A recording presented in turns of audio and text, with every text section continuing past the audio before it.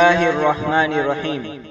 Video پسند آئے تو سبسکرائب کریں، بیل آئیکن کو کلک کریں اور لائک اور کمنٹس کریں اور شیئر کرنا مت بھولیں۔ جزاک اللہ خیرا۔ ونصلی ونسلم علی رسولہ الکریم، اما بعد۔ میرے ایک دوست لاک ڈاؤن میں تھے تو وہ گھر میں نماز ادا کرتے تھے تو بچے آ کے ان کو ہنسا دیتے تھے اور ایسی کیفیت میں ہوتے تھے کہ ہنسنا پڑتا تھا۔ اب نماز میں اگر مسکرائے یا ہنس دے یا کہا لگا کر ہنسے تو ایسی صورت میں کیا حکم ہوگا؟ تو یہ بات یاد رکھنے کی ہے، ایک ہوتا ہے تبسم جس کو کہتے ہیں مسکرانا، اور ایک ہوتا ہے ضحک جس کو کہتے ہیں ہنسنا، اتنی آواز سے ہنسے کہ خود بھی آواز سنائی دے اور جو بالکل دائیں بائیں جو ہو ان کو بھی پتہ چلے۔ اور تیسری چیز ہوتی ہے کہا، اس کا مطلب ہوتا ہے کہ اتنی تیز آواز سے ہنسنا کہ قریب قریب کے بھی کچھ لوگوں کو پتہ چلے کہ اس نے ہنس کر کہا ہے یا کہا مارا ہے۔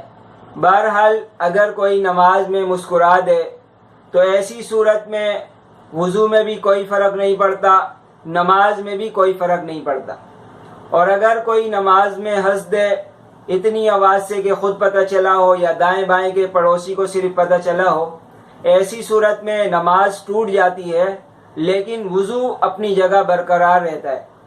اور اگر کہا مار کر ہنسے تو پھر ایسی صورت میں نماز بھی ٹوٹ جاتی ہے اور وضو بھی ٹوٹ جاتا ہے۔ پھر اس کو چاہیے کہ وہ جا کر وضو کرے اور نماز کو دوبارہ دہرائے۔ اگر امام کے پیچھے یہ کیفیت ہو، کوئی مسکرا دیا، ایسی صورت پہ تو نماز میں کوئی فرق نہیں پڑے گا۔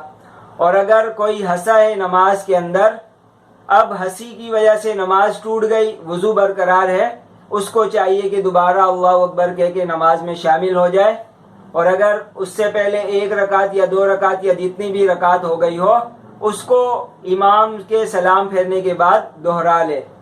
اور اگر کوئی کہا مار کر ہنسا ہے تو ایسی صورت میں نماز بھی ٹوٹی، وضو بھی ٹوٹا۔